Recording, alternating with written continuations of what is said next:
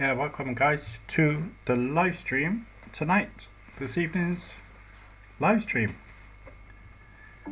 So we're looking at live pictures here of the crew in the little capsule Orion. It's called. I think it's called Orion, on part of the Artemis 2 mission. They are now just 60,000 miles away from the moon. In addition to today's suit donning And they're doing demo, 1,500 miles per hour. is scheduled to It's see incredible, the outbound isn't it? trajectory 3 burn. That's going to be at 10:03 p.m. Central Time.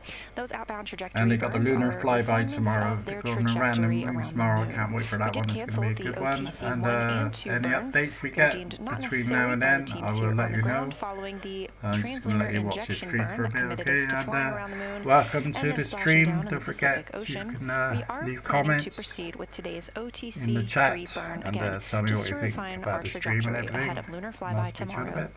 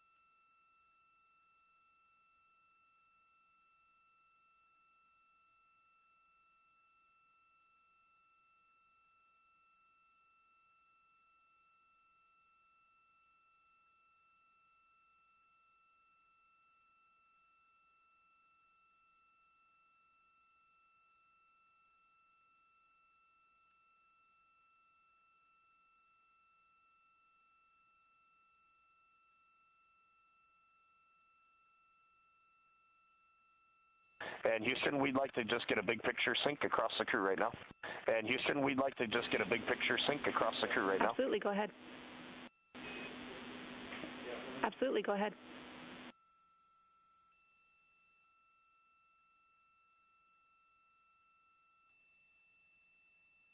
Let's just sync up so we know where we are. Ike and I are in seats 1 and 2. So we are fully suited. We do not have umbilicals seats 1 and 2. We are fully suited.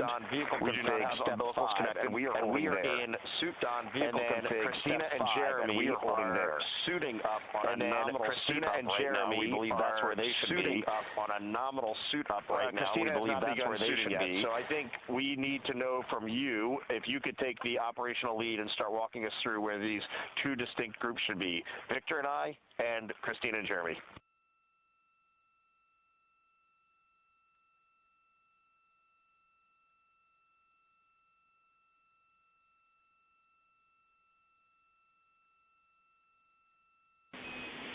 Copy Integrity Crew, you are all where we expected you to be. Jeremy and Christina can continue pressing with the nominal suit on, and we will have you and Victor pick up with commanding umbilicals to perform the first leak check with 2 crew members.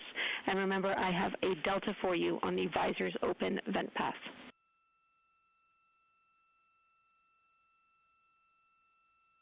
We will always vent overboard today. Stand by. Good words.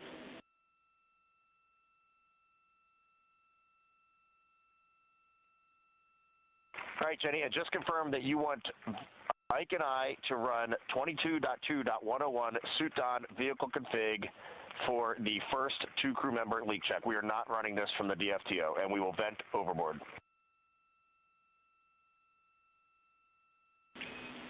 Affirm.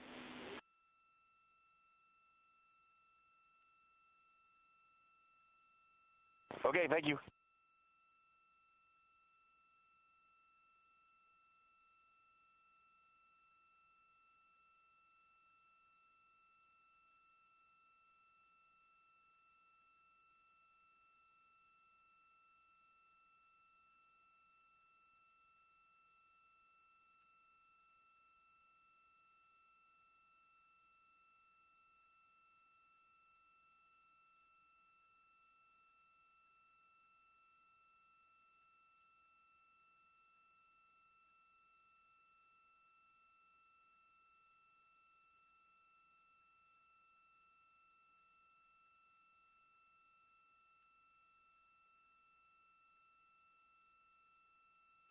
Now that Victor Glover and Reed Wiseman are suited and in their seats, they are going to step through the leak check procedures. Again, if you're just tuning in, this is a demonstration of the crew putting on their suits on the Orion spacecraft.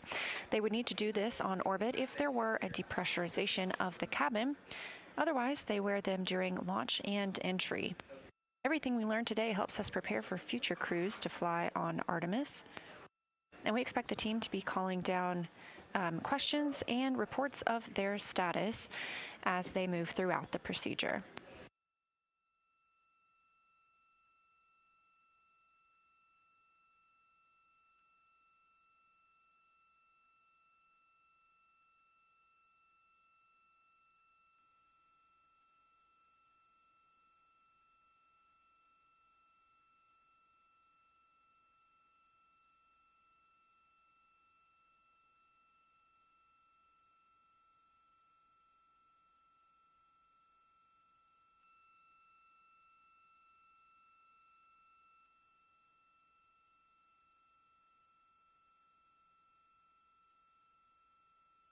With Reed Wiseman and Victor Glover suited and in their seats with leak checks beginning. Victor Glover suited and in their seats with leak checks Christina Cook and Jeremy Hansen, mission specialists for the mission, are continuing to put on their suits. 2 crew members, obviously the commander and the pilot, were asked to put on their suits in a rapid fashion, while our mission specialists were instructed to put on their suits with a normal timeline.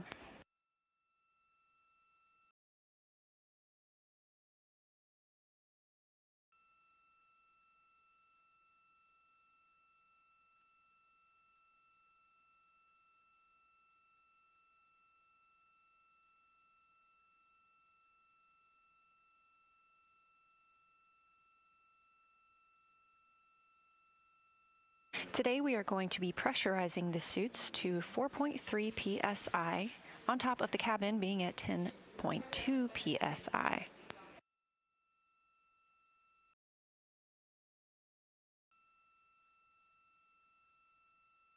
When the suits are pressurized, they do gain a little bit of volume.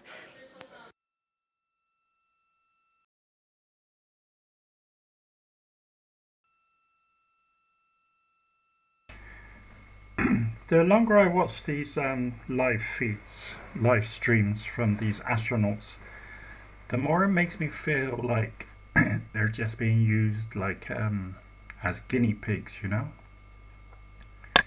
I know they have to do all the training and learn things as they go along, but this crew to me are just being treated like guinea pigs. You know what I mean? I think it's far too risky for them to do all this sort of stuff. They can do all this around Earth's orbit, you know, without having to risk going all the way around the moon and back.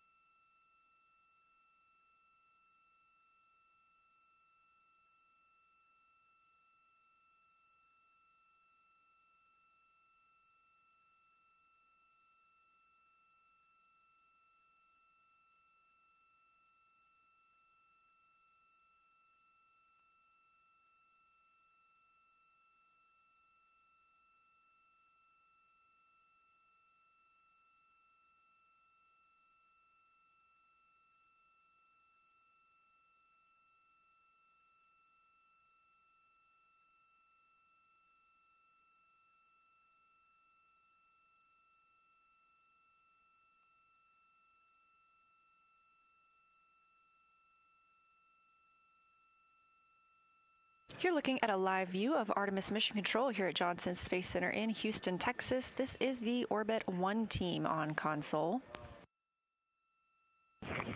Houston, seats 1 and 2, leak check complete. We see the same.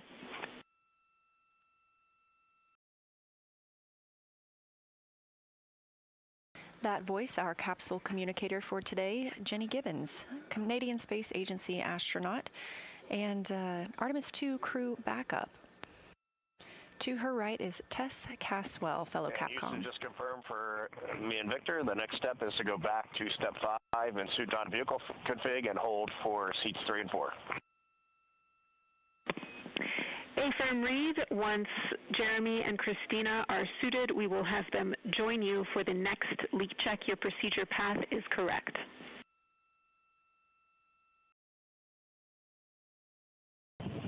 We copy, thanks.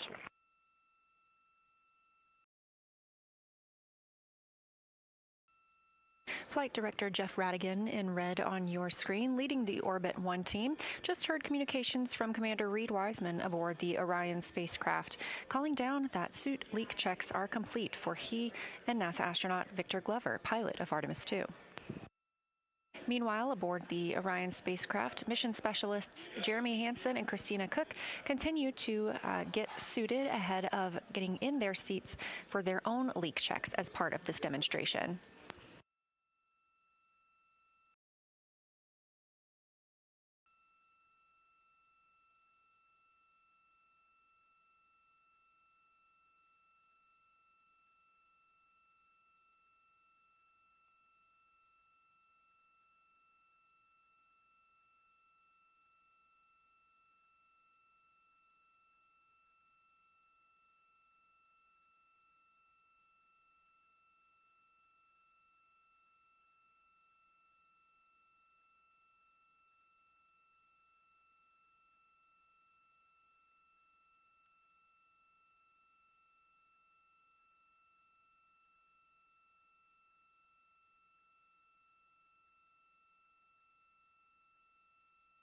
Testing the sound. Testing.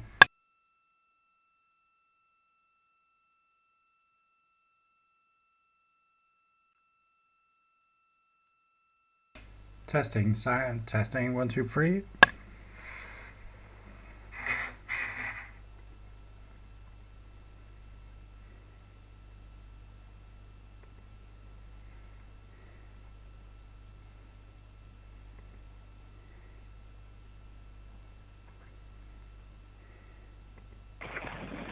Jenny, do you need something different on HHP? I think I can reach it from here and try to re-aim it. Affirm, if you can reach it, we will take a tilt downward toward the lockers, please.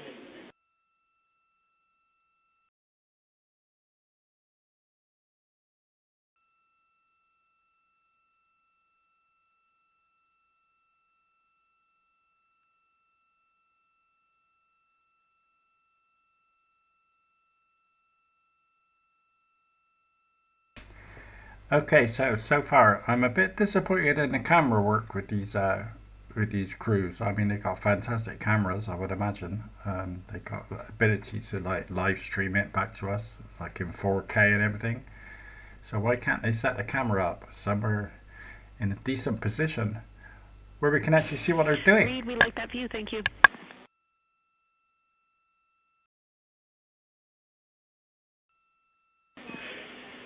Integrity crew, I see Jeremy and Christina nearing the end of their suit don. I just want to remind you about the gas trap, which needs to be capped 5 minutes after the last crew member connects to cooling. Please let us know when that's complete.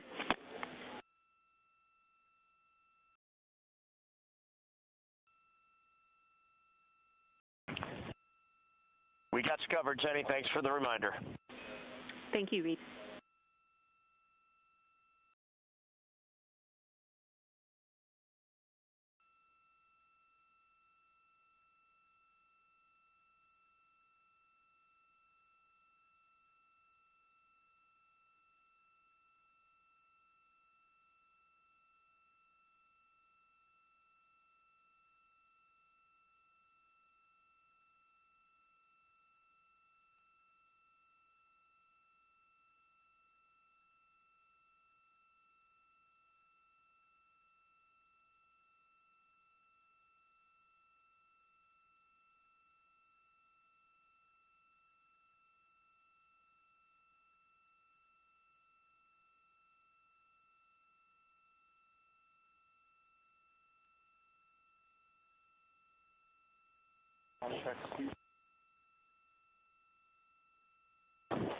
Houston, seat 4, comm check.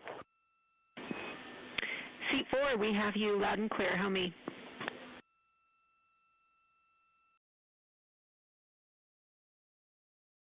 I have you the same.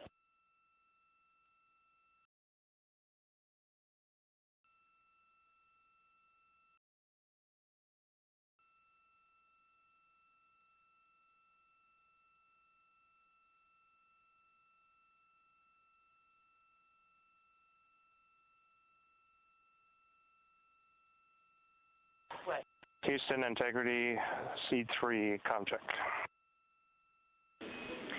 Seat 3, welcome to the party. We have you loud and clear. How me?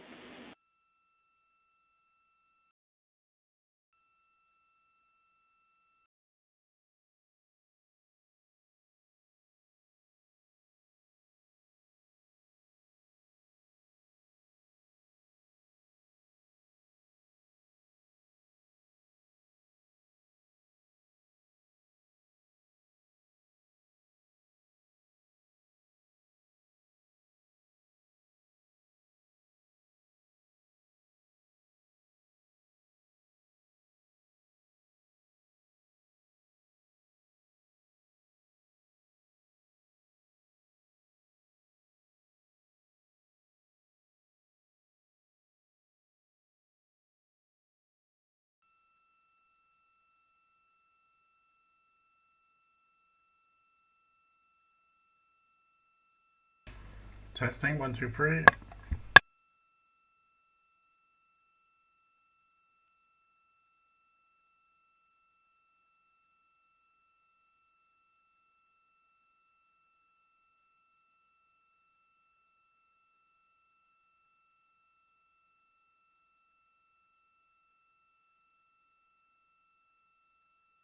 This is Artemis Mission Control with a mission elapsed time of 3 days, 22 hours, and 29 minutes into the flight of Orion. Currently, the crew members aboard the spacecraft are conducting the Ox suit demo. That's Orion Crew Survival System. As you can see, they have put on their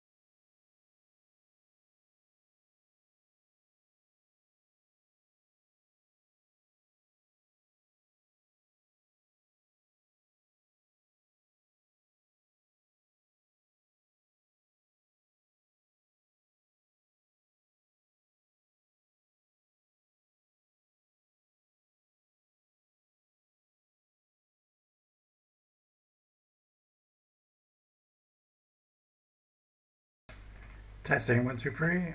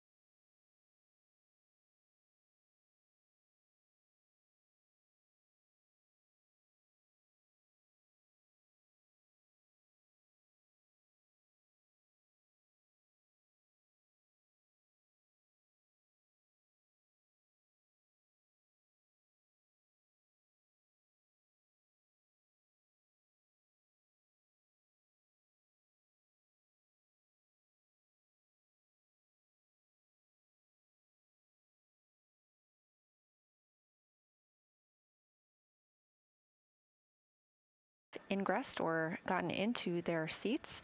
They have also performed comm checks and suit leak checks.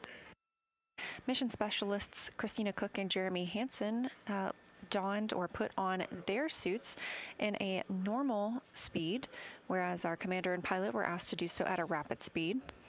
They have also completed communications checks.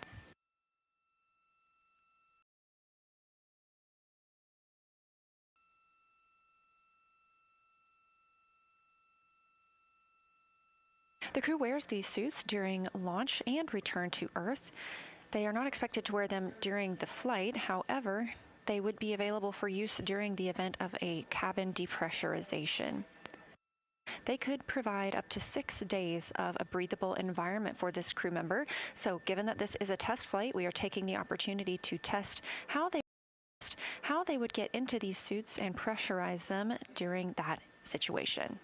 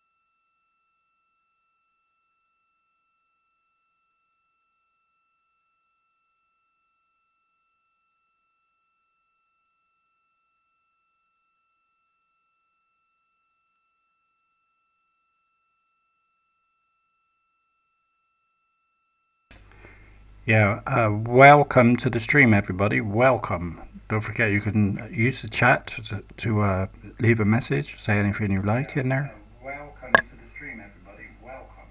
Don't forget you can use the chat to leave a message, say anything you like in there. Don't be shy.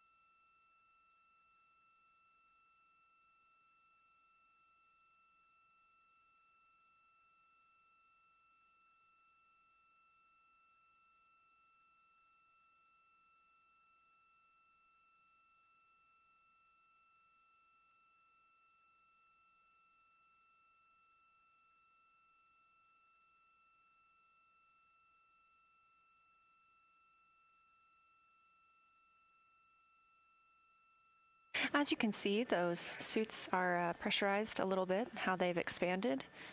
The crew is conducting leak checks aboard those suits right now.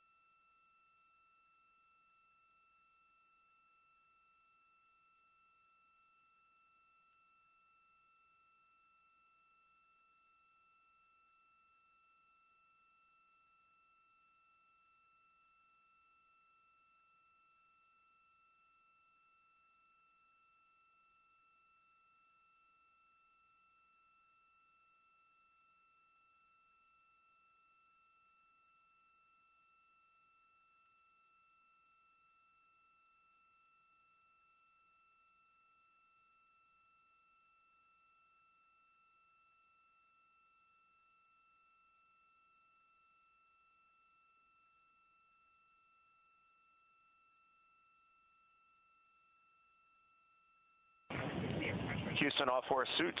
Leak check complete. Copy. We see the same.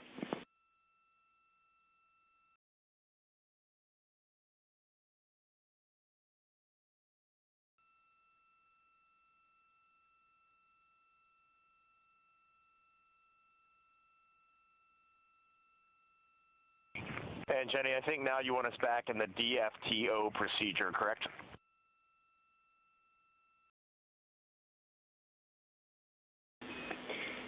Affirm. We have you back in the aux suit DFTO procedure. You've just performed your leak checks. The next step should be for the LCGQD, which you've already completed, and then you will get into some commanding in the suit DFTO vehicle config.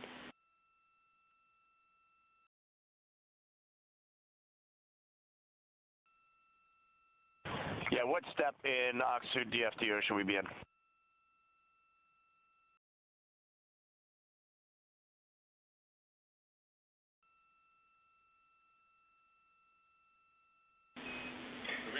Step 5.7, moving into 5.8. That's instruction 52 in the aux suit DFTO.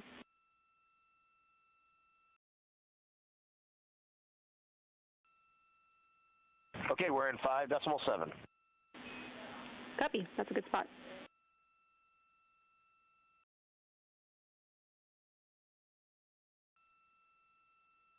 That's the voice of Commander Reed Wiseman speaking from the Orion spacecraft. They are conducting the aux suit DFTO. That's Orion Crew Survival System suit. We just had confirmation all 4 suit leak checks are complete.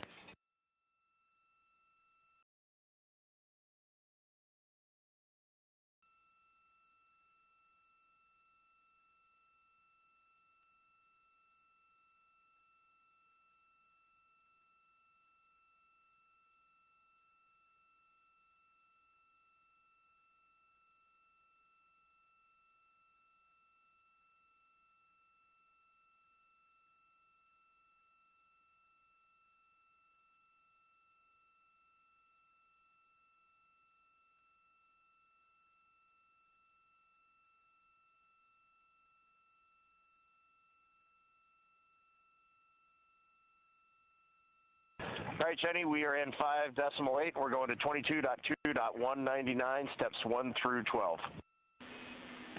That's the right place to go. Thank you.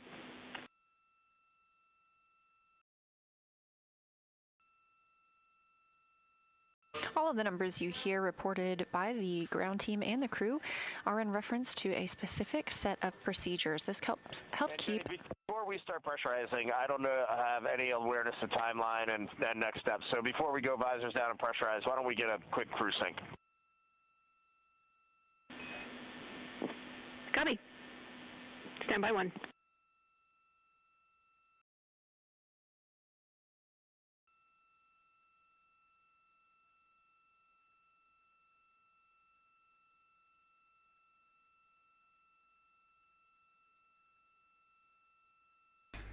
Yes, well said, mate. Don't let ground control treat you like Again, guinea all the pigs. numbers you Yeah, hear, the you've crew got to say it calling there as down well or the on what ground happens. calling All up. right, Keep you're in everyone on control. the same timeline as they are referencing the same set of procedures throughout this demonstration.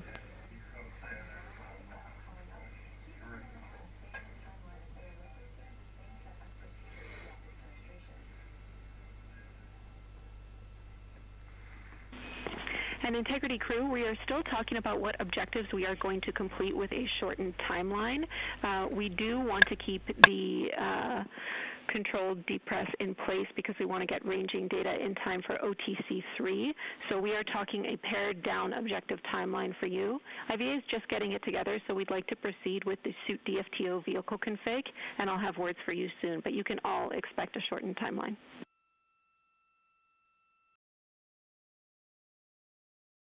Okay, we're getting into 22.2.199. Copy and concur.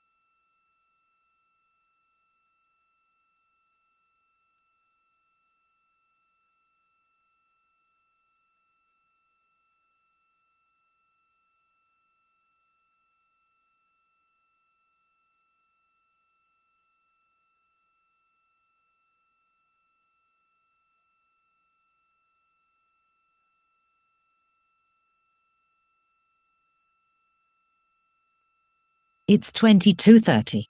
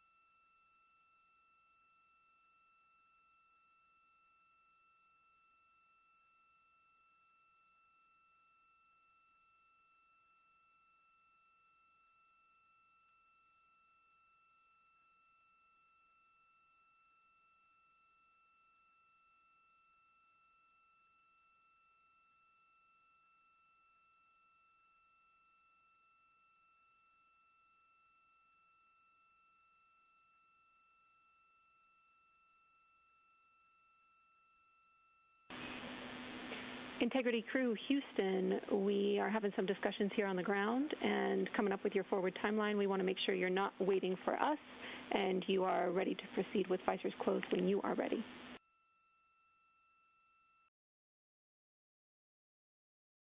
Yep, Bay Farm, we're just troubleshooting one thing and then we'll be ready. Copy. Sounds great to us. Thank you.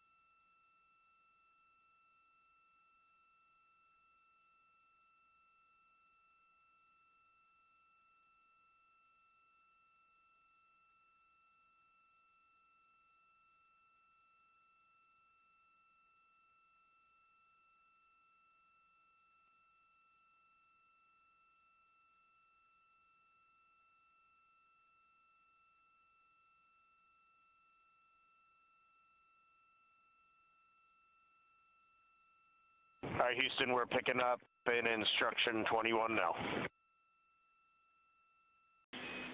We copy.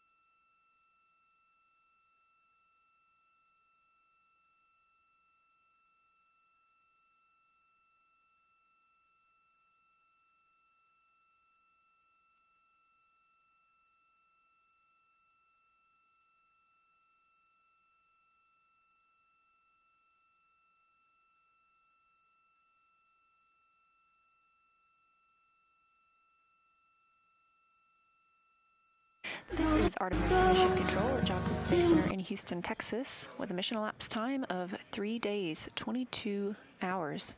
3 days and counting up to 23 hours. The crew aboard the Orion spacecraft is currently in one of their main timelined activities for today. That's the OX suit demo. OX stands for Orion Crew Survival System. Those are the orange suits you see the crew in now. They're also the suits that they wore on launch and that you'll see again in re-entry.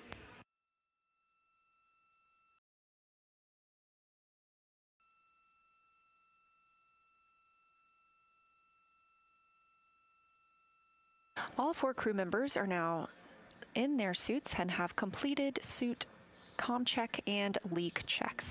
Next up, we will be pressurizing the suits. We are going to pressurize those to 4.3 psi. Again, this is all in support of future missions to the moon. These suits could be worn. All right, JD, we're in the purge. How's everything looking on your end? It's looking great. Continue.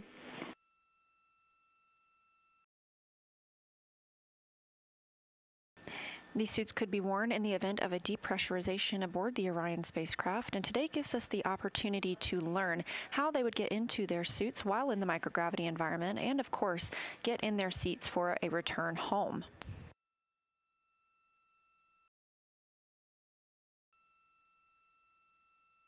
Also on the timeline for today is the OTC-3 burn. We expect that around 10:03 p.m. Central Time today. This is a small burn with the reaction control system thrusters on the spacecraft, and OTC stands for Outbound Trajectory Correction. We schedule these throughout the mission in case we need to refine our path around the moon and on the way back home. We canceled the first 2 outbound trajectory correction burns, deeming them not necessary ahead of today. We are going to keep the OTC-3 burn on the timeline for this afternoon, ahead of tomorrow's lunar flyby.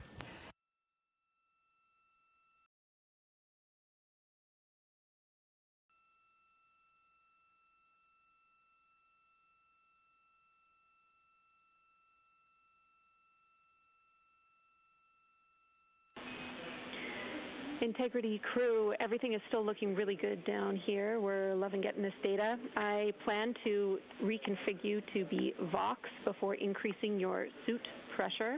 Let me know if you want to be Vox earlier so you can stop pushing buttons.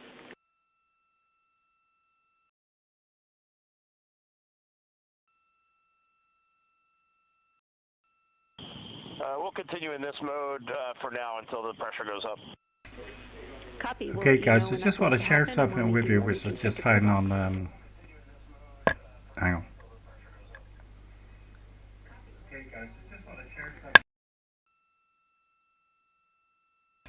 Yeah, it's on Truth Social, which is Donald Trump's own social media outlet. So this is what he posted earlier today. Donald Trump's own social media outlet.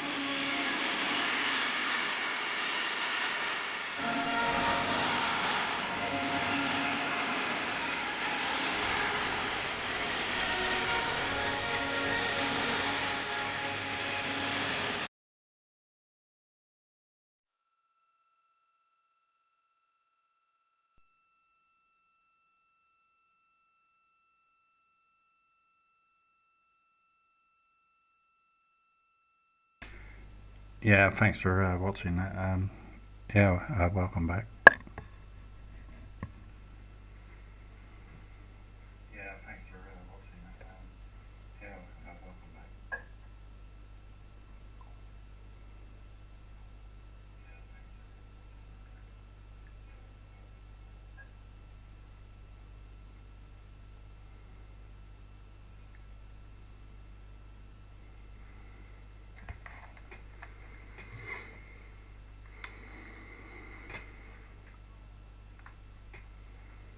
Testing the sound. 1, 2, 3.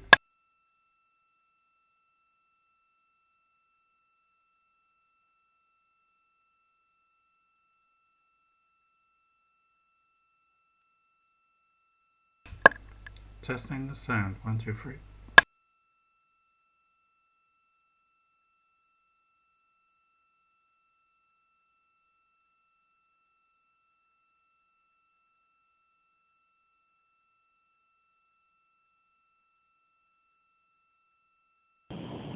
And Houston, our suit Delta P is dropping in the purge here. Is that expected? Checking.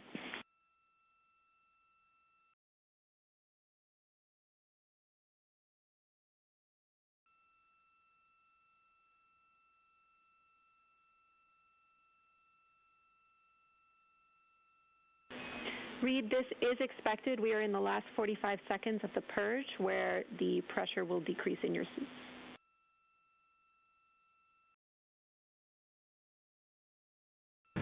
Okay, we're in finishing up 3.2 now, moving to step 4. Copy, we see you there.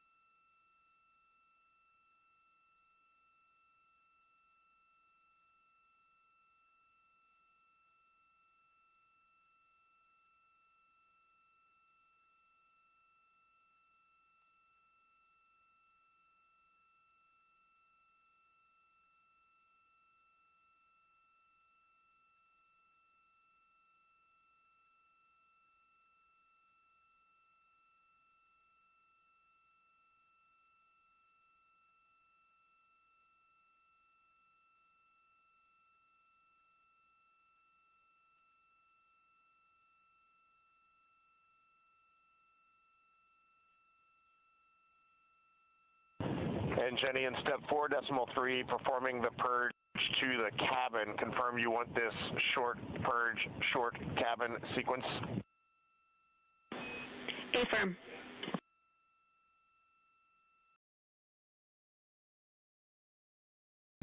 Copy that. That's going in.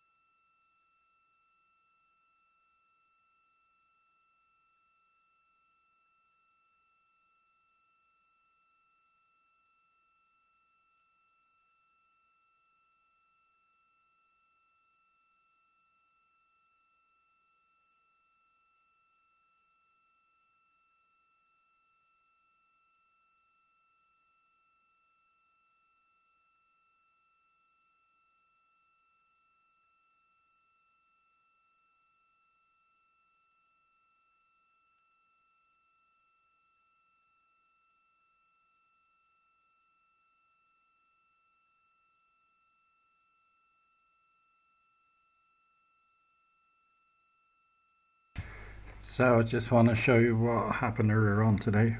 There was messages sent, Easter messages sent from outer space. We're going to watch that now and see how it all came out.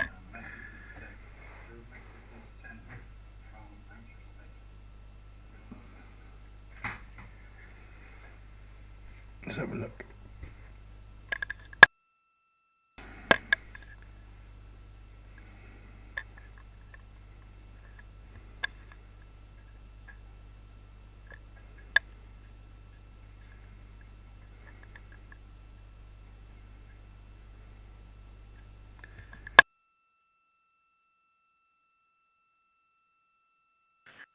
We wanted to take a minute to commemorate the holiday holiday that we have.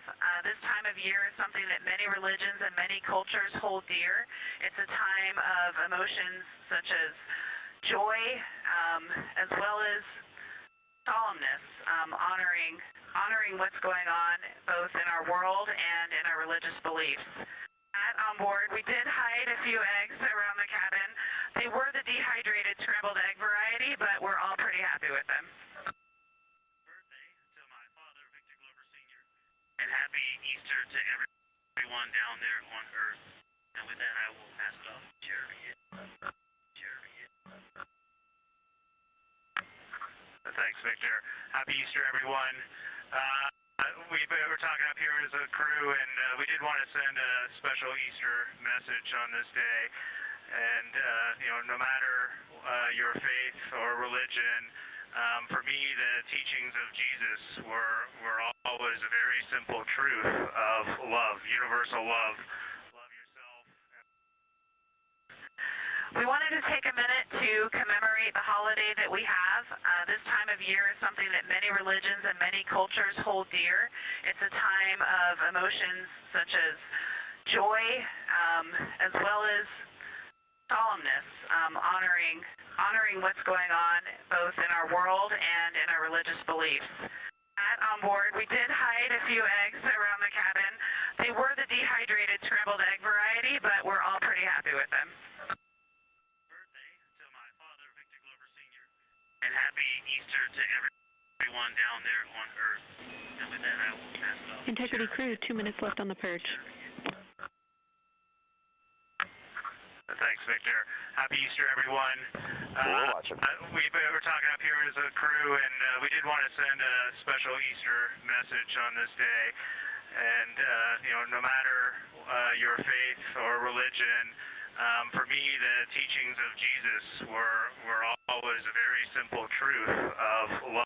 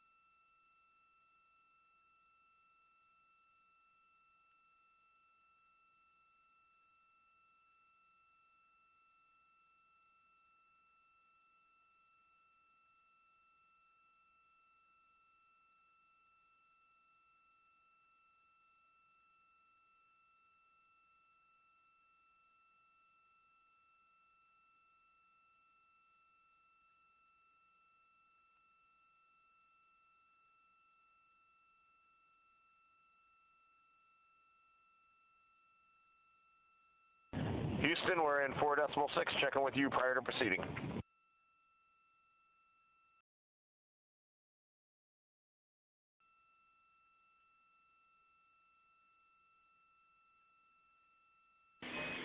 Copy, we're talking.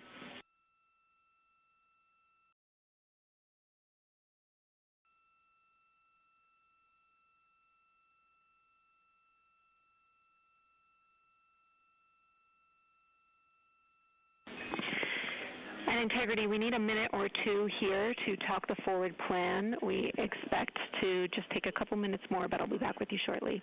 Let's sit tight for now, please.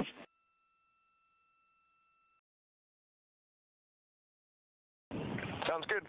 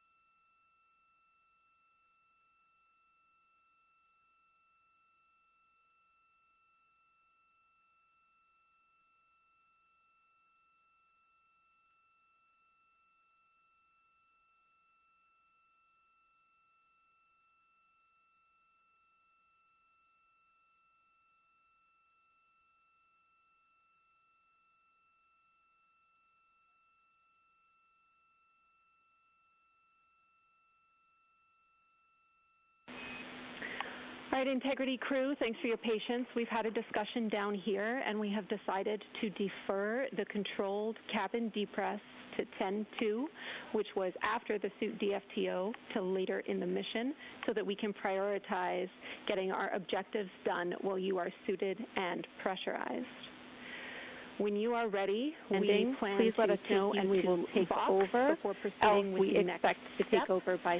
And I want to let you know that when you're uncomfortable commanding, please let us know and we will take over, else we expect to take over by step 10 in this procedure.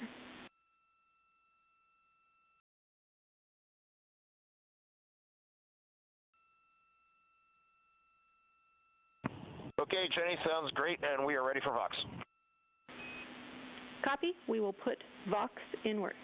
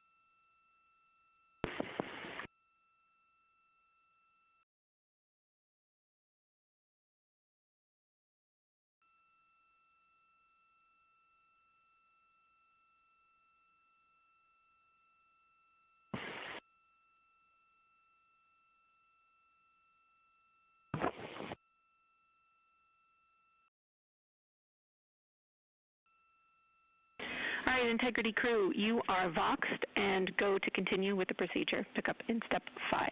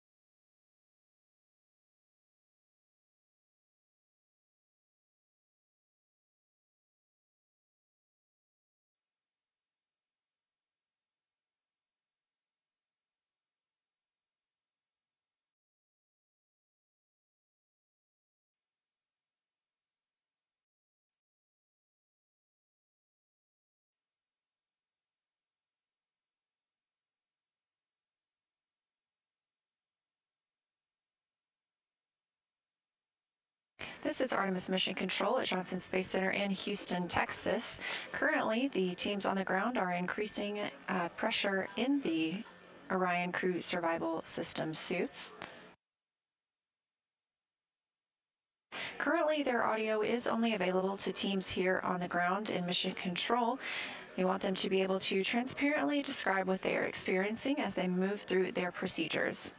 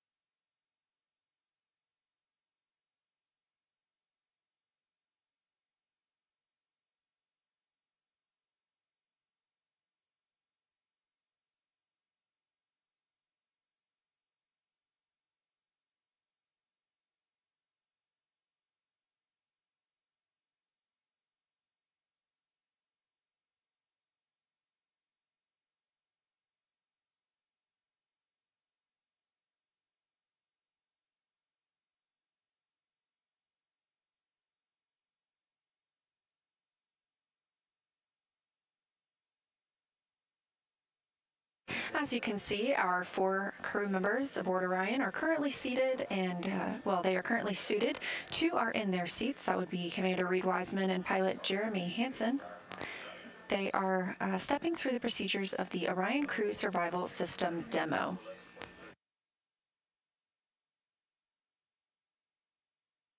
This is to test how the suits would perform if we were in a depressurization event and the crew needed to get into their suits in order to have a breathable environment.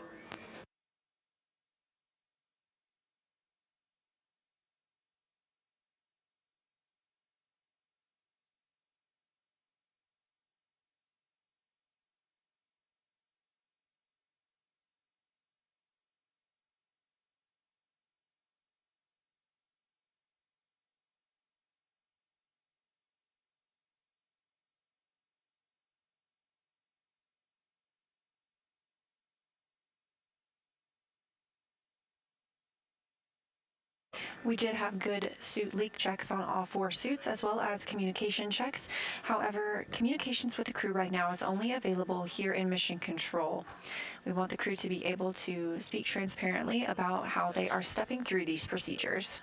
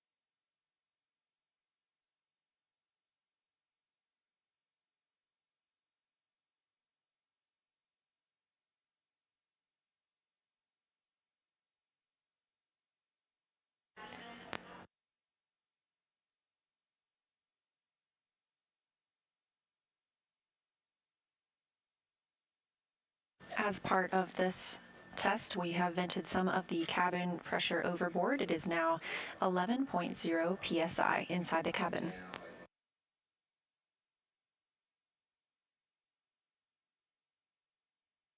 It's 23 hours.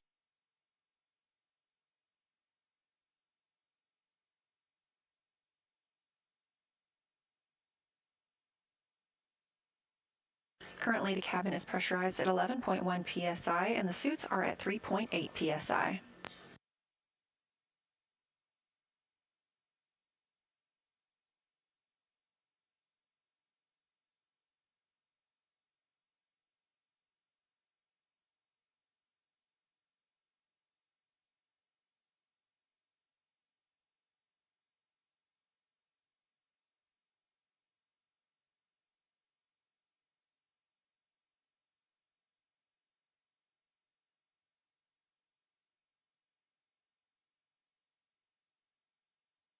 When suits are pressurized, it makes it more difficult for the crew to work in the cabin. Therefore, they agreed that the ground is able to take over commanding in the spacecraft.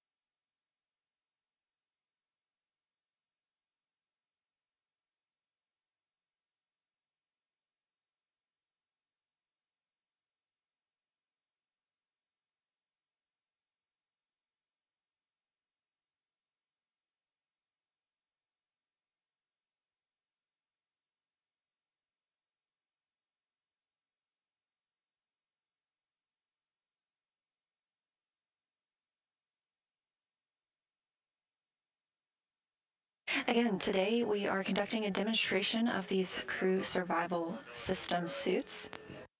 Now that the suits are pressurized, it can be more difficult for the astronauts to maneuver about the cabin. They are obviously also connected to umbilicals, which make another hurdle into moving around the spacecraft.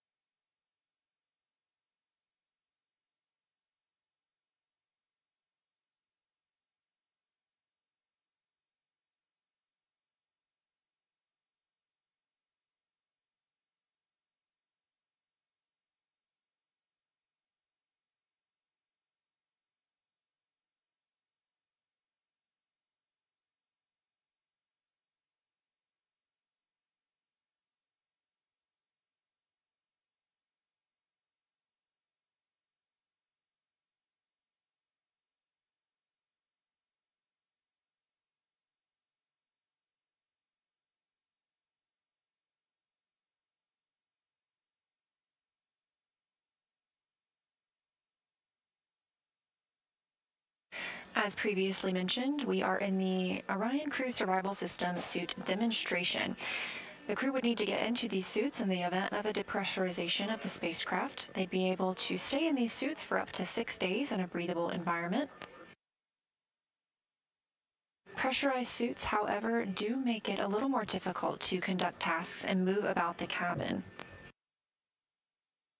For this demonstration, the ground has agreed they will decrease the pressure in both Commander Reed Wiseman and Pilot Victor Glover's suits slightly to help them get out of their seats and conduct some other tasks.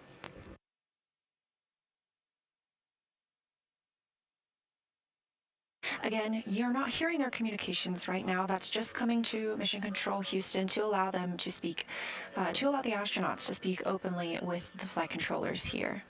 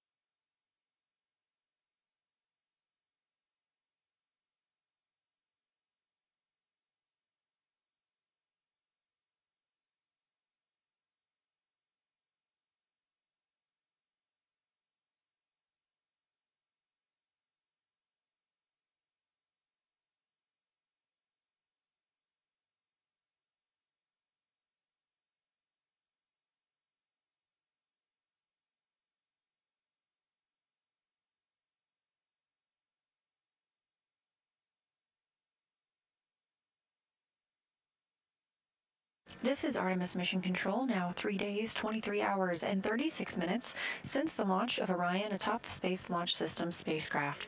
This is a live view inside Orion. Our 4 crew members are currently conducting an Ox suit demo, Orion Crew Survival Suit System. These are the suits that the crew wears during launch and will wear again during re-entry, and they would have the opportunity to use these if needed during a cabin depressurization. Being in these suits would provide the crew with up to 6 days of a safe breathing environment.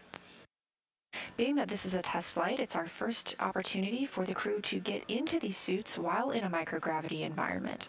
This is helping us prepare for future missions around the moon with Artemis, as well as for the end of this own mission when the crew will need to get suited up ahead of their journey home. Crew audio is currently only available in Mission Control Houston, allowing the crew members to speak extemporaneously with the ground control teams.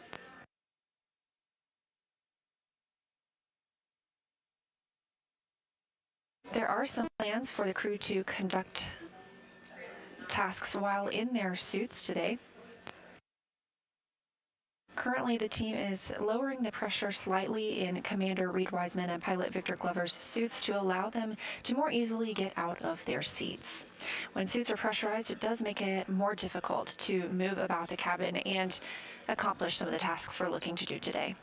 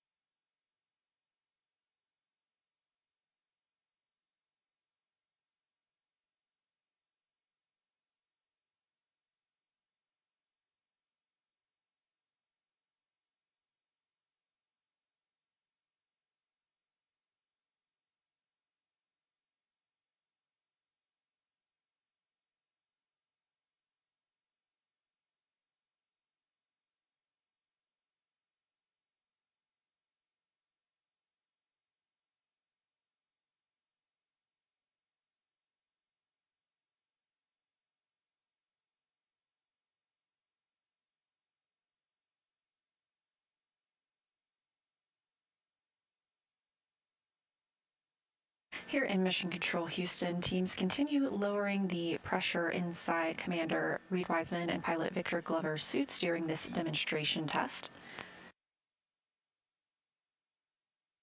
This should help them be able to maneuver out of their seats and get to work on some of the tasks we hope to see them accomplish while they are suited.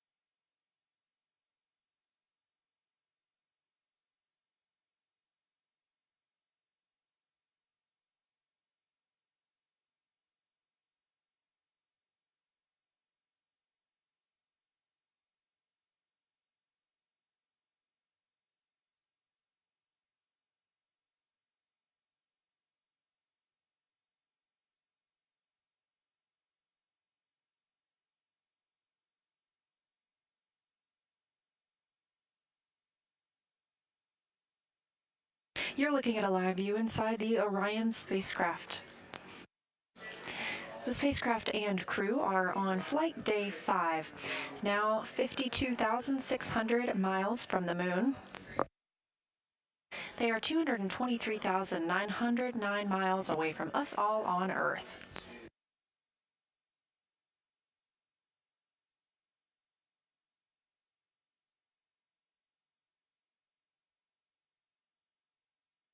Currently, our crew members are stepping through the Orion Crew Survival System suit procedures. This is a test of the suits while they are pressurized on the Orion spacecraft. These suits serve as the launch and re-entry suits for the crew. You probably saw them in this international orange on launch day. However, these suits, as is listed in their name, survival, are also available for survival situations. If the cabin were to be depressurized, these suits could provide the crew with breathing air for 6 days. This is a test flight, and so we are using this day as a test of these suits in such an environment. Now they are depressurizing Victor Glover and Reed Wiseman's suits just a little bit more to allow them to move out of their seats. When the suits are pressurized, it makes it more difficult to move inside the spacecraft.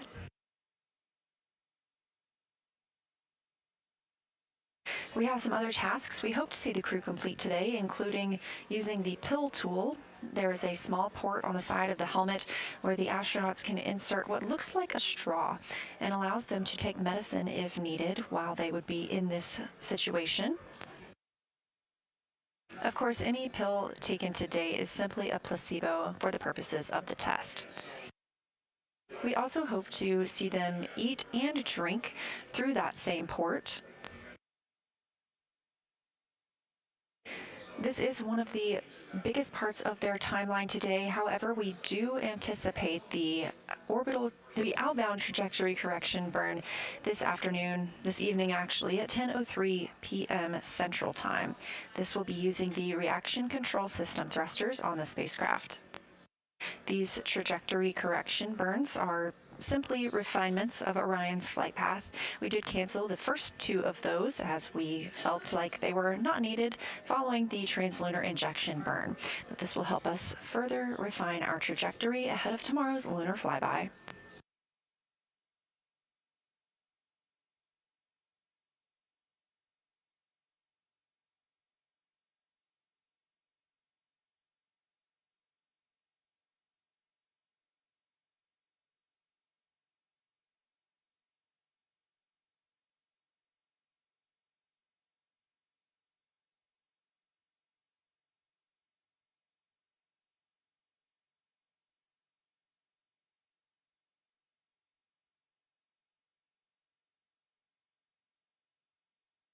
Crew communications right now is only coming to Mission Control Houston. As we are testing this out for the very first time, we want the crew to be able to share transparently what steps they are moving through and what they're experiencing while in these suits.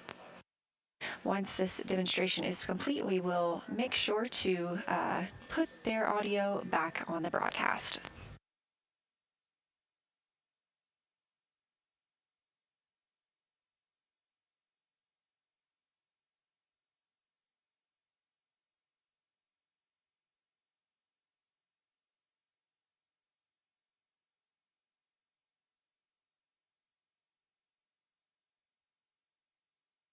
This is Artemis Mission Control, and we continue to monitor this OX suit demo. Meanwhile, teams at Johnson Space Center and Mission Management are preparing for today's mission status briefing. If you're watching on NASA's YouTube, you can stay right here. You'll be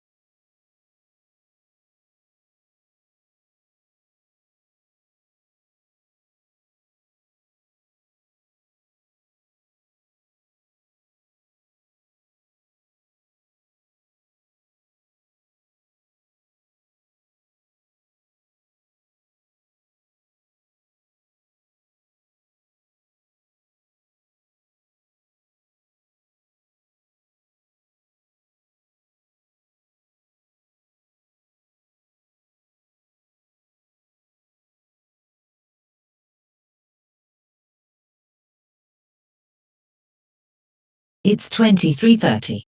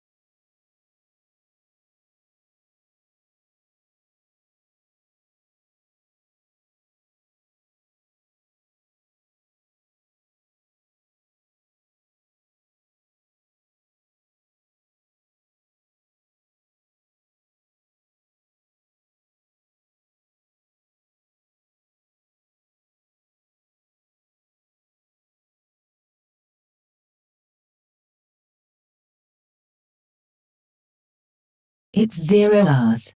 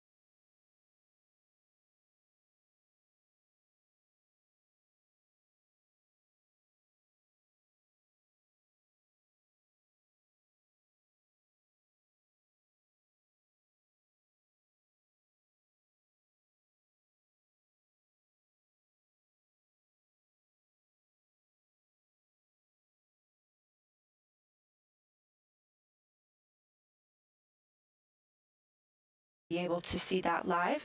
If you are interested in solar array wing views, you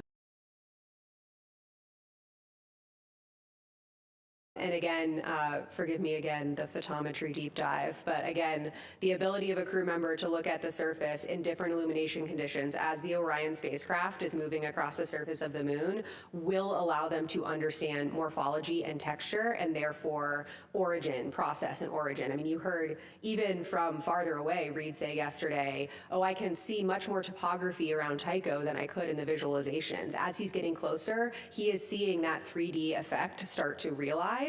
And when they get even closer and they have that sort of extreme flyby profile over a number of hours, they're really going to be able to tease out that dynamic between topography, surface texture, morphology, and color and albedo, and how and if those things overlap. There are some targets on our targeting plan where that's specifically an objective of, do you see a correlation between color and topography? And a negative observation, not seeing it, is a science result, right?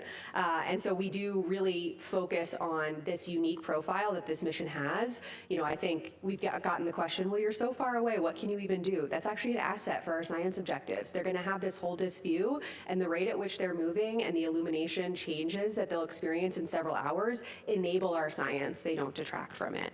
As for complementary observations, yes, we do plan to have complementary observations with the Lunar Reconnaissance Orbiter. We also have other complementary science investigations, including citizen science here from scientists on Earth who are going to be looking for impact flashes or new craters that are forming on the surface of the moon, just like the Artemis 2 astronauts will be looking for. So lots of chances for coordinated observations, and you can bet we'll be putting out information about that, especially the Lunar Reconnaissance Orbiter TIES post-mission. Okay, Will, and then we'll go back to the phones for a couple of additional questions. Thank you, Rachel. Will Robinson-Smith with Spaceflight Now. Thank you all for taking the time today. Couple to Rick, if I may, about the Ox demonstration. Please correct me if I'm wrong, but it sounded like at one point there was a plan to lower the cabin pressure in Orion. Can you talk about when and why that changed? And then the life limit for the astronauts in the suits we've heard is 6 days. Can you go into some detail about what the life limiter is for that? I mean, obviously the crew is now within 6 days nominally of returning to Earth, so if they needed them, they've got that latitude. But can you just go into some explanation about why the 6 days, what creates that bracket? Thank you. Sure. You're correct that we are planning on decreasing the cabin pressure in Orion. That was always part of the plan.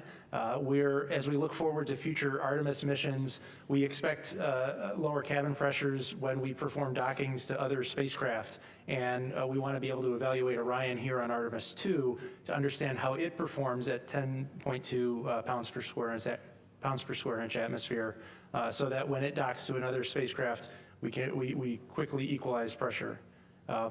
As far as the 144-hour constraint, that is tied to the oxygen and the ability to supply oxygen to the crew. Those tanks are only so big, and they were sized for that contingency. Okay, we'll take several questions from the phone. Next up is Jackie Mogensen from Scientific American. Hi, thanks for this. I was wondering, on the lunar flyby, I understand that there are a number of things that the astronauts have been training to see, but I was curious what you would say are kind of the wish list items of what would be really cool to see but are not a guarantee. Thank you.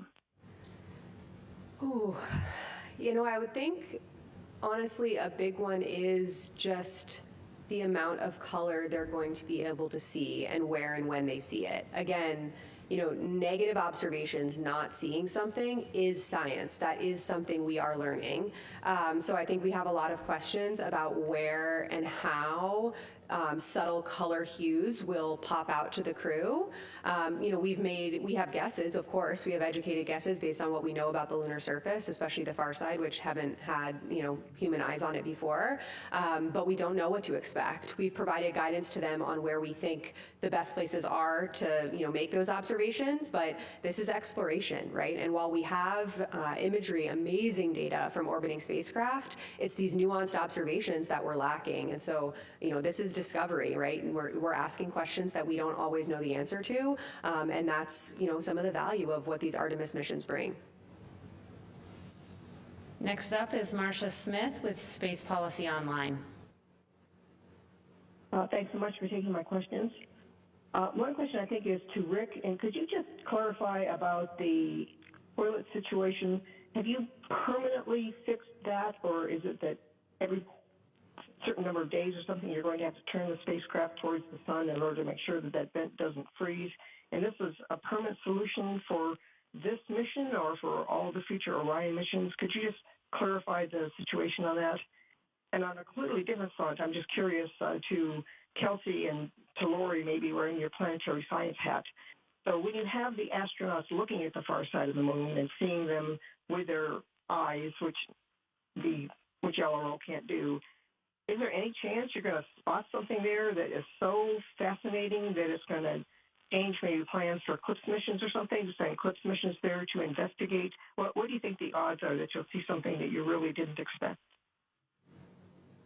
All right, well, as for the first part of your questions, there are no liens against use of the toilet. The crew members are able to use the toilet, but we are still trying to figure out the wastewater vent line problem. It's kind of a complex engineering issue when you expose a liquid to vacuum. It's a pretty chaotic environment, and there's a lot of theory and textbook work done when you assume it's pure water being exposed to a vacuum. But when you introduce the variable of it being wastewater, there's other complex phenomena that we don't quite yet understand that are factoring into that vent line. And so we're still working through that. This is a good opportunity to learn now on a shorter mission. And if changes are needed to be made to the spacecraft, we have opportunities before Artemis 3 to make those changes. Let Kelsey answer the question about if you think we might see something surprising. Rick, do you want to do it? No. I think, of course, we don't know what we don't know, and there's a reason. I think your question kind of hits at the heart of why we explore, right? I mean, we can send reconnaissance missions to the bottoms of the ocean and to the poles and to Mars and to the outer solar system, and I like to think that planetary scientists, are pretty good at their jobs and pretty good at outlining plans of what they think we will expect to see. But we in the science community like to talk about multiple working hypotheses, right?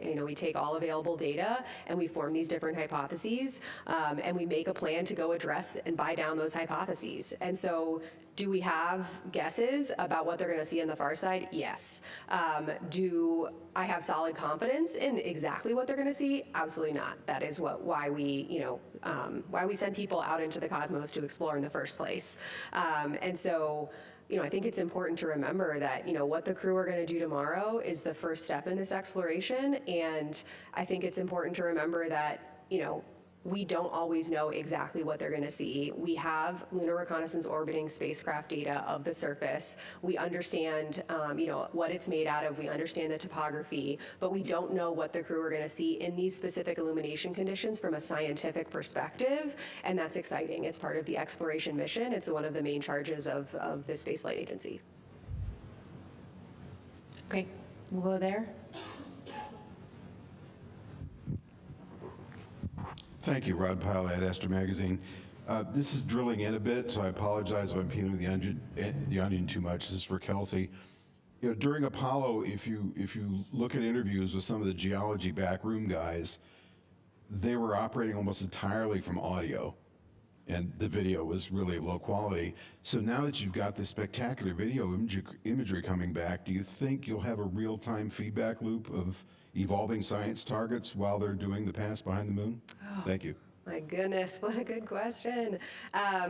This is going to allow me to nestle into my happy place of science and operations. So the answer to your last question of if we will have targets evolve over time, the answer is, for tomorrow, we're likely not going to be oh my gosh, scrap the back half of the plan and add in all of these new targets. However, in looking to the future, as Lori commented on right at the beginning, for future missions, when we have longer stays, both in orbit and on the lunar surface, that longer-term presence will enable us to flex the plan and enable and empower the crew, of course, within the requisite safety constraints, to audible scientifically about the types of samples and the types of observations they're making. And so tomorrow, the science evaluation room is going to have that future in mind, right? They're going to be listening to what the crew has to say, and they're going to be passing up follow-up questions. And, oh my gosh, we heard you notice Grimaldi. That was not one of your targets, but what you just said was amazing. While the viewing attitude still permits, could you provide some additional words? That is absolutely in scope for tomorrow, depending on what we hear from the crew. Your question also gives me a good opportunity to share with you all what tomorrow is going to look like for those of us watching here on Earth. We will see video streamed from the Orion vehicle cameras. So we will kind of see the moon at the distance that, of course, the crew can see it at. We will also, at times during the flyby, go kind of on board with them the way that we have been experiencing the last few days with that interior camera. Although, I think I mentioned this yesterday, it's going to be very dark in there. So it will not look as crisp and beautifully lit as a lot of the footage that actually Lori and Rick showed earlier today. But it will give you a sense of being on board with them.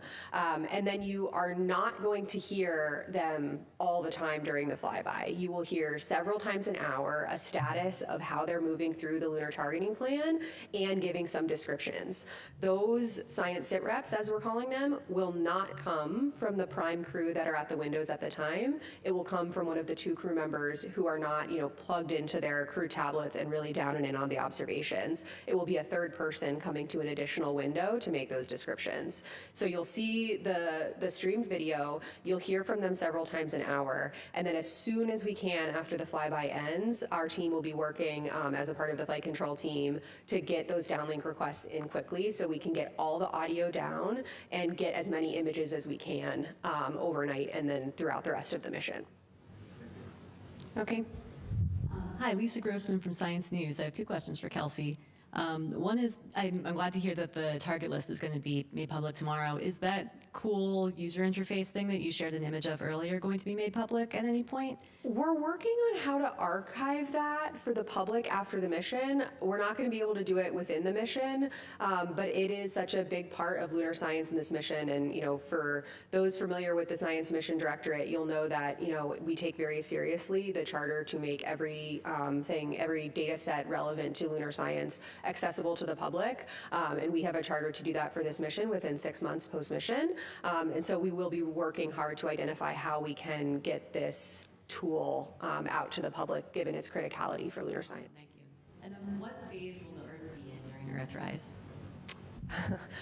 So what they will see on the Earth is Asia, Africa, and Oceania. And so for anybody listening here who is in Asia, Africa, or Oceania, you can go out and look at the near side of the moon at the exact same time that the crew will be looking at the Earth. For those of us not in those places, we can go out later and still see the same views, but for those in Asia, Africa, and Oceania, know that the crew will be smiling down on you around Earthrise and Earthset. Okay, we'll take one final question and then go ahead and conclude. Marcia. Hi, Marcia Dunn, Associated Press. I'm looking for some numbers, please. What's the latest numbers on the maximum distance that Orion will be from Earth? What's the closest distance to the moon? I think I've heard 4,000 miles. And the total of the illumination for the far side, is it about 20% tomorrow? I forget the numbers. And it also, Dr. Young, take off your science hat for a moment and wax poetic about the fact that tomorrow astronauts are going to be flying around the moon for the first time in so long. So I'll take some of your first ones here, Marcia, and make sure I get them all, so let me know if I miss some. So a little before 2 p.m. Eastern tomorrow, we're going to pass the Apollo 13 It's distance record 0:30. by humans, and that record is 248,655 statute miles. That's when we break the record. And then tomorrow evening, around 7:07 p.m. Eastern, we will reach the farthest distance from Earth at a distance of 252,760 miles. That's 4,105 miles farther than Apollo 13. You asked about the percent of illumination. My recollection is close to like 21%. Yeah, the caveat there, though, is that that is the percent of the far side that is illuminated at closest approach. So when they are closest to the moon, they will see 21% of the far side. On their approach, as you saw in that visual, they will see the full disk. It will include a big section of the near side as well as that section of the far side. Essentially, you know, half of the moon is always illuminated. They'll see that. And so they will see the full 180 degrees that's illuminated as far as far side. Yeah. Thanks, Kelsey. Yeah, I think it's at closest approach, it's 4,070 statute miles. Mm-hmm. Yeah. And then do you want to wax poetic? Oh my gosh, of course, always. I mean, first of all, I will be on console tomorrow, so I will be locked in and fully in operations and execution mode. But, you know, sitting here today, the day before the flyby, you know, I was a kid who loved to play outdoors, and I was a kid who loved to, while playing outdoors, look up at the sky. Being outdoors and exploring the environment around me was a massive part of my childhood. I'm the mom of 2 young kids, and my youngest is right in the phase now where she looks up at the moon at night and just screams moon. Every time she sees it, she just stops what she's doing and points up and yells moon. And it really just, I swear I do not push her to do this. This is a natural instinct. But, you know, I think it goes to show that people all over the world connect with the moon. This is something that every single person on this planet can understand and connect with. Of course, you know, I'm focused on my kids in my house, but I know that people all over the world have their own sense of connection with the moon. Specifically, also, we will get an eclipse tomorrow, and I think everybody on Earth, or a lot of people on Earth, have connections to partial or full solar eclipses. I'm wearing my eclipse earrings today. You know, we're approaching the 2-year anniversary of the 2024 North American eclipse, which was actually the same day that my daughter was born. And so I have a lot of emotions, to be totally honest with you, wrapped up in this mission and the specific timing of this mission. And I think my overwhelming takeaway is just, yes, I'm a geologist and a planetary scientist, and I have worked with this group for so long, and I know that the data we will get back will inspire the next generation of scientists and explorers, but it will also bring the moon closer and unite all of us, where we can have this tangible touch point to the moon and what the crew are going to be doing tomorrow. And so as a scientist and as a mom and as a citizen of this planet, I'm really looking forward to tomorrow. I hope all of you are as well. Well, that's a wonderful way to conclude. I want to thank our participants for being here today. We're going to go ahead and pop up onto the screen a graphic showing all the events for tomorrow. Our special coverage begins at 1 p.m. Eastern and extends into the evening. Thank you for joining us today, and you can follow the latest mission updates on nasa.gov.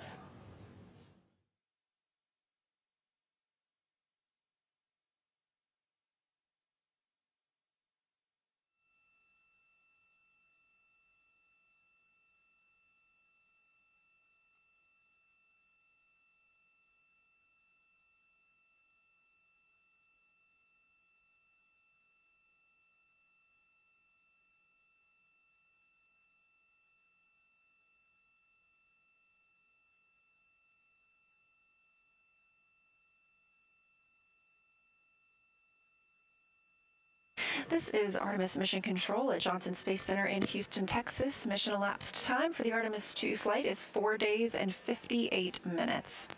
This is the Orbit 1 team monitoring all of the systems aboard the Orion spacecraft.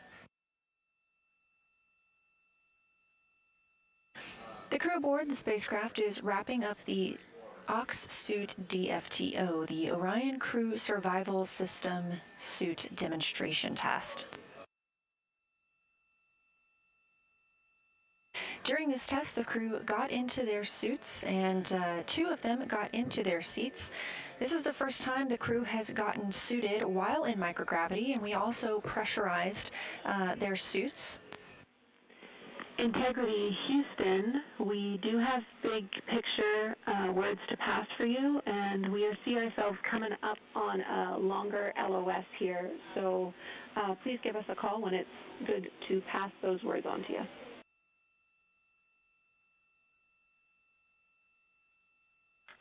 Okay, we're just getting out of suits, so go ahead now. Now's a good time. Okay, I'm going to roll through this list with you.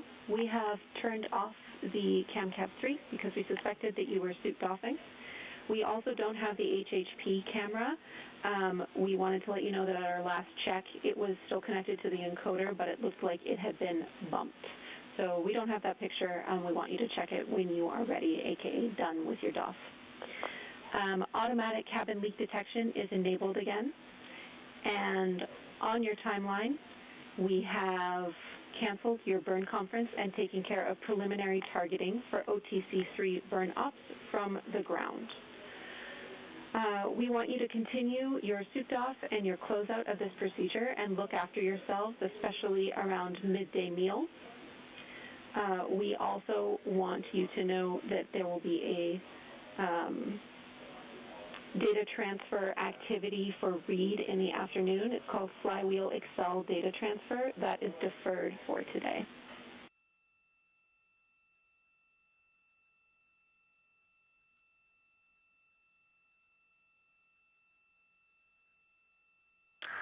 Okay, we copy all.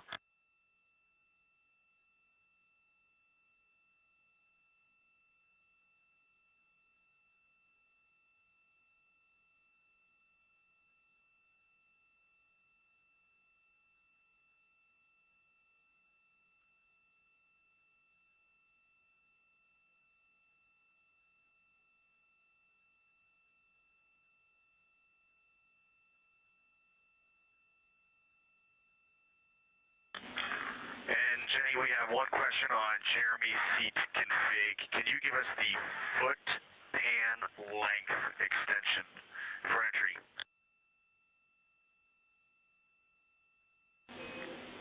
We're checking on that. I'll have it for you in a minute. While I have you, I want you to know that soon we will have some calls up to you to perform, likely on the SIP, which will get us back into a good vehicle config after souped off. I'll be back in a minute with that setting for Jeremy's seat.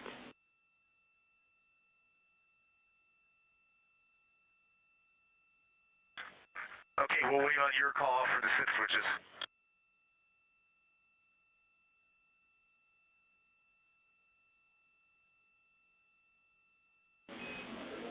Copy, and Jeremy's side position is 5, and if you're talking about the CAF extension, that is fully extended. It should read 6.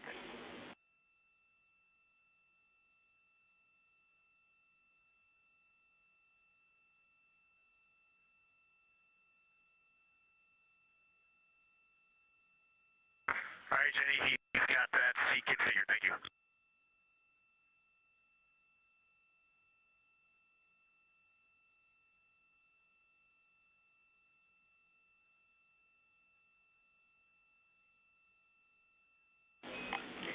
Finally, one more for you, Reed. If you did not use mags today, we would like you to save the unused mags.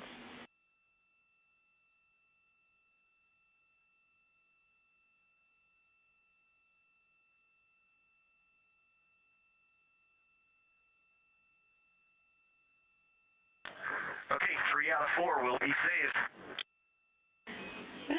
Thank you.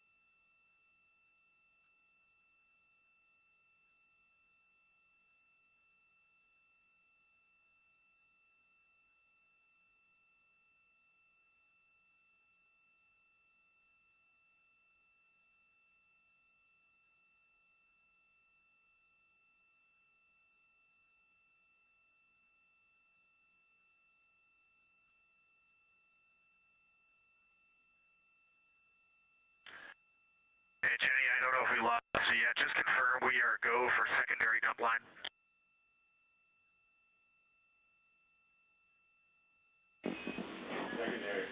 We're still with you, Reed, and we're checking.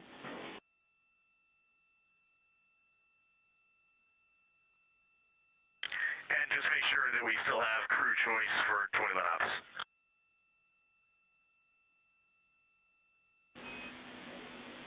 Affirm, the crew plan is still go for toilet, and we're checking on the secondary line.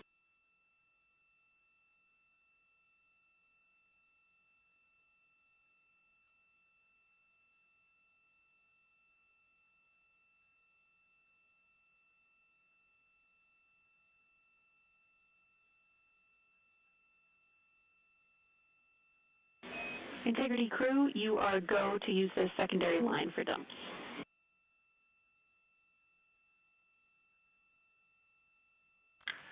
Okay, sounds good, and we'll reconfigure the cut before we do that. Thanks. Affirm, thank you.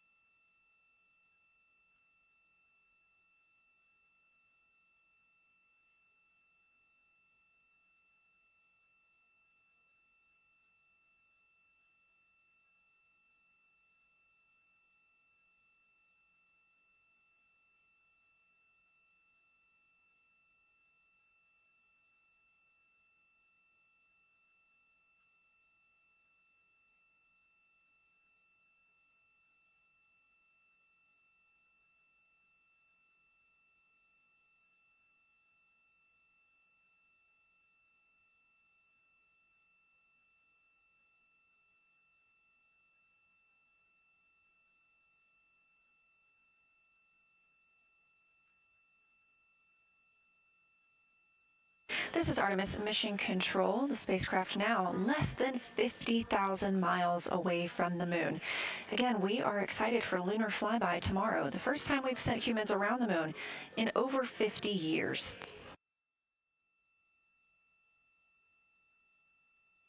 So far today, the crew has completed their Ox suit demo. That's the Orion Crew Survival System suit demonstration. The Ox suits are what the crew wears during launch and re-entry for the spacecraft.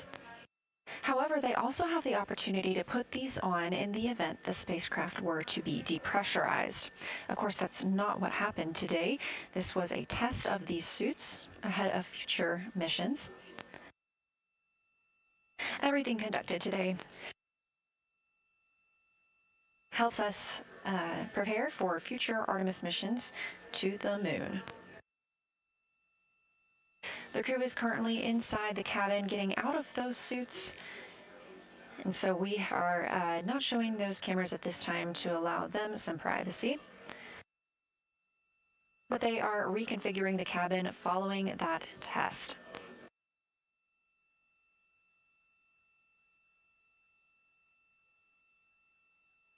During that demonstration test, we saw all 4 crew members get in their suits, have successful suit leak checks and communications checks. Both pilot and Commander Reed Wiseman and pilot Victor Glover were able to get into their seats.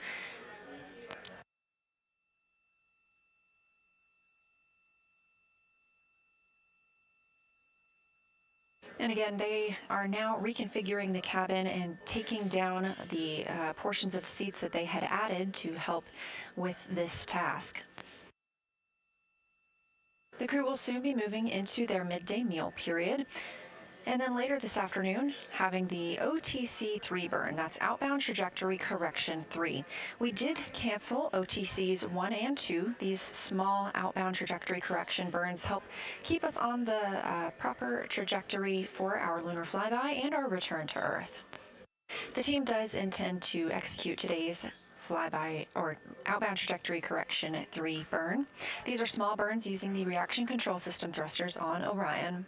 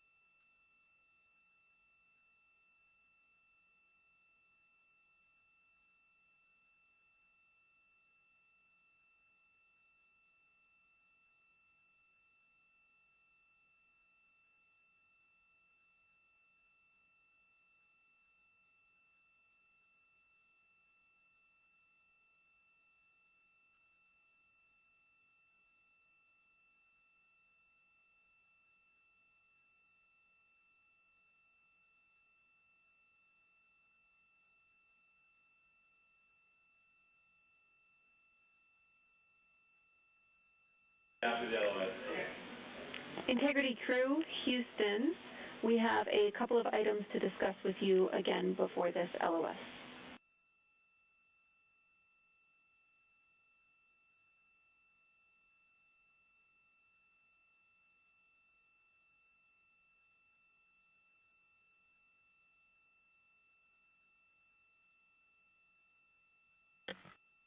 Go ahead.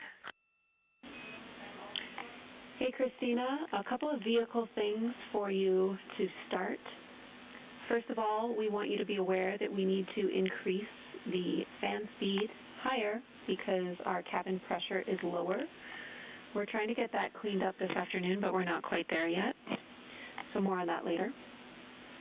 We also have a crew procedure that we will need you to execute, and it is the suit DOF vehicle config procedure, which is 22.2.102.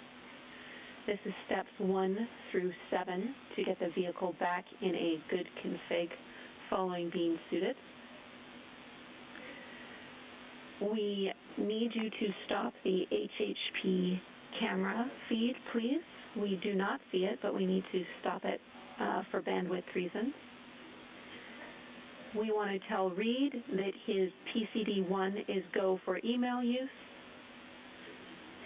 We also can tell you that we have good targets on board for OTC-3. It's looking like a 10.1 foot per second burn. And then finally, your flight director will be ready to speak with you for Reed's flight director conference coming up shortly.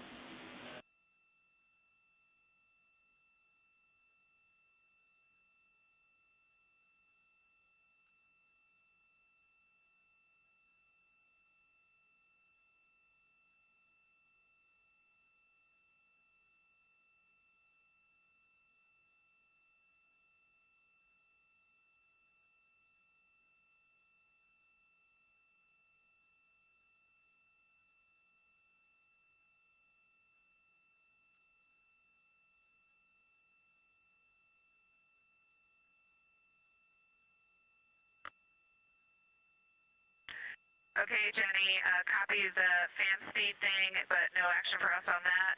Suit DOF vehicle config, steps 1 through 7. We will stop the HHP camera stream. Read is go for, actually that's complete. Read is go for email on his PCD-1, and we'll be ready to talk to Jeff. We understand we will be suit drying per the suit DOF procedure as well. Please confirm. Affirm, that is a good readback on all, and we agree on the suit procedure. Thank you, Christina.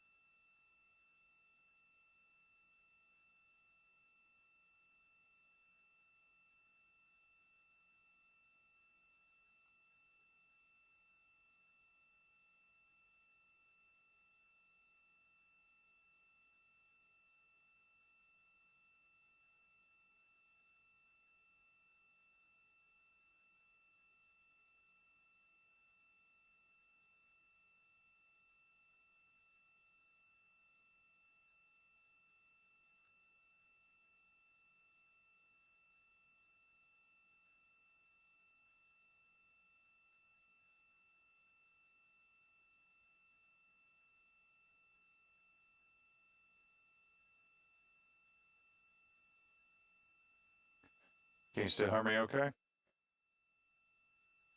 Great.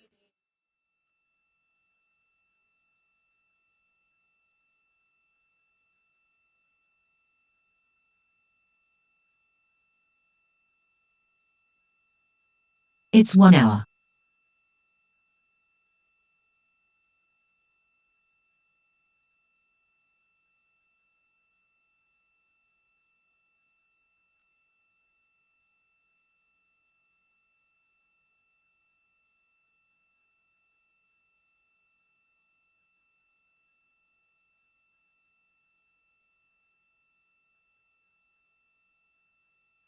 This is Artemis Mission Control here with an MET 4 days, 1 hour and 24 minutes into the Artemis 2 flight. The crew has wrapped up their Ox suit demo, that was the Orion Crew Survival System suit demonstration, and are moving into their midday meal time frame. Later today, we'll have the OTC 3 burn, that's the Outbound Trajectory Correction 3 burn. This is scheduled for 10:03 p.m. Central Time, and we are now expecting this to be a 10.1 foot per second burn. I'm joined today by Ox Project Lead, Dustin Gomert. Dustin, thanks for joining me. Oh, thank you for having me. So this is, tell me about your role. Well, I'm the Ox Project Manager, System Manager, whatever role you need me to be, but I kind of have them all. And so our team is in charge of the Ox, the Orion Crew Survival System suits that are on Artemis 2 right now.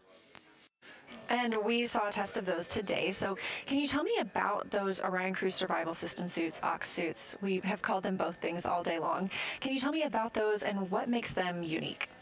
Well, the thing that makes them different than anything we've done before is their long duration survival capability. And so these suits were very specifically designed such that if something were to happen to the crew en route to the moon or while in lunar orbit, they could survive in them for up to 6 days. And so it's a pretty unique capability to have that where your environment, your home, your personal atmosphere is just bigger than your body, and they still provide the functions for you to keep being human and doing all the things you need as a human while in this environment. And today was not the first time that this crew has suited up. Obviously, they wore these on launch day, but what other kind of tests were run here on the ground in these suits, either with or without the crew? Quite a few. So we spent a good I would say almost 2 years doing certification testing of this and the better part of a decade in design and tweaks of them to get to the point we are today. And the crew, have spent almost 2 years training in the suits. They get custom fit for each one. Every person is measured, every joint of their body down to even individual finger segments almost are measured for the crew. And so we have them very finely tuned and finely trained for activities that they would do in these suits. The thing we can't do in these suits on the ground is truly understand how they behave in microgravity. And that was one of the things we were after here today. Yeah, what about microgravity makes it easier or more difficult in some ways to test these suits, or even just being in the Orion capsule? Oh, 1 minute as we're hearing some comms from the crew. From around an hour long forward LOS. No response required.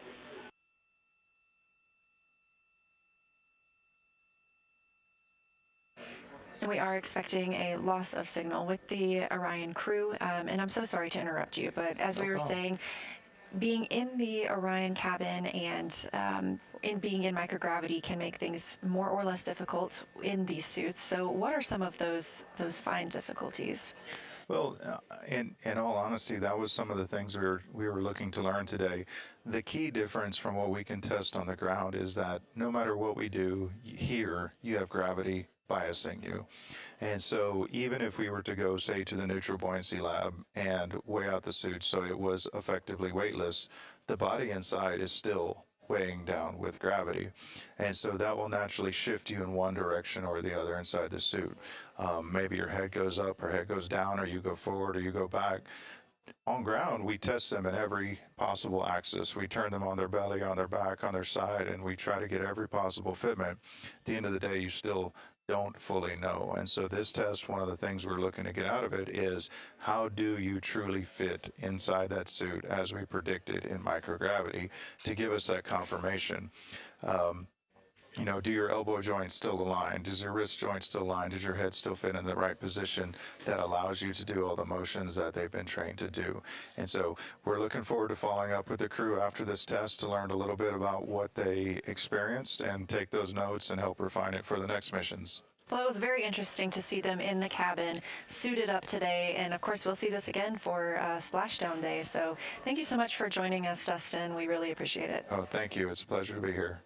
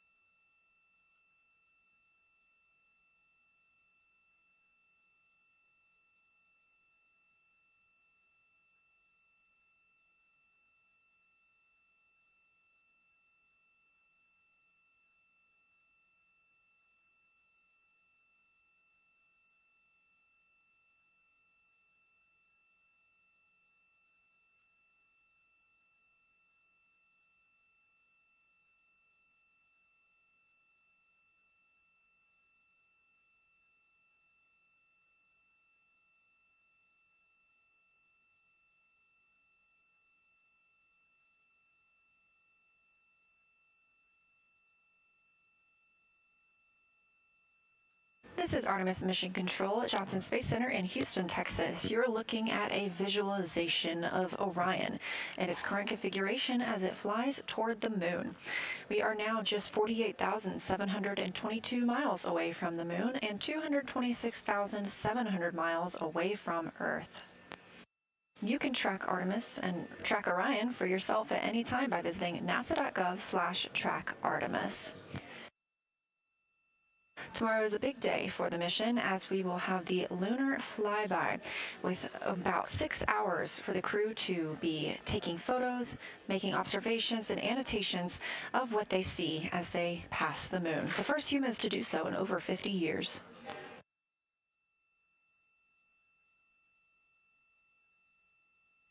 Of course, we'll be live for it all, so we look forward to you joining us.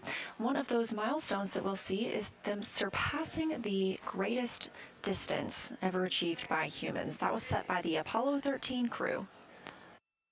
We expect that to occur in 17 hours and 38 minutes, so don't miss it.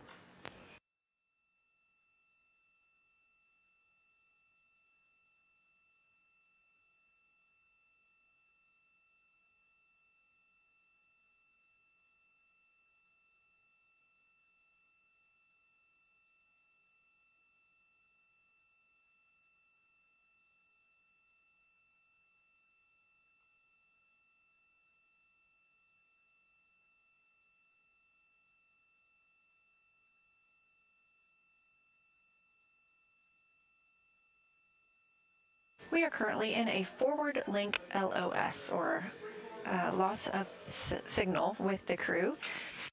These are tracked as we fly this mission. We are using the Deep Space Network at this time. They are far enough away from the Earth that we need to rely on this network rather than our usual tracking data relay satellite systems that you see us use with the International Space Station. But we are aware and track all of these moments when we are loss of signal with the crew. However, we still have data from them. So if they needed to, they could call down to us here in Mission Control.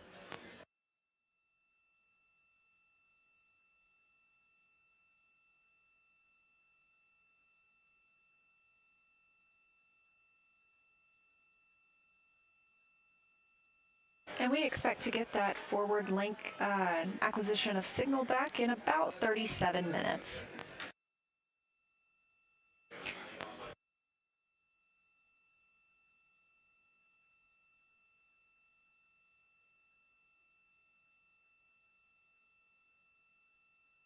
The crew is currently in their midday meal. They previously executed the Orion Crew Survival System demonstration. This involved all crew members getting in those orange suits you saw them in during the launch. This is also what they'll wear during their return to Earth. Those suits could help them survive a depressurization event in the event that were to occur on the spacecraft. Of course, today was just a test, but that would give them a breathing environment for about 6 days.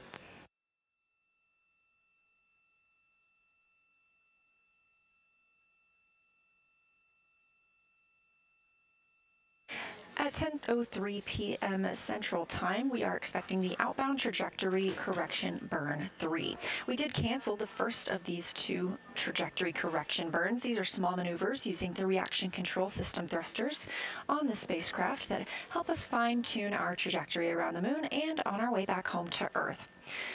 The team will execute the OTC-3 burn tonight. We expect that to be a 10.1 foot per second burn.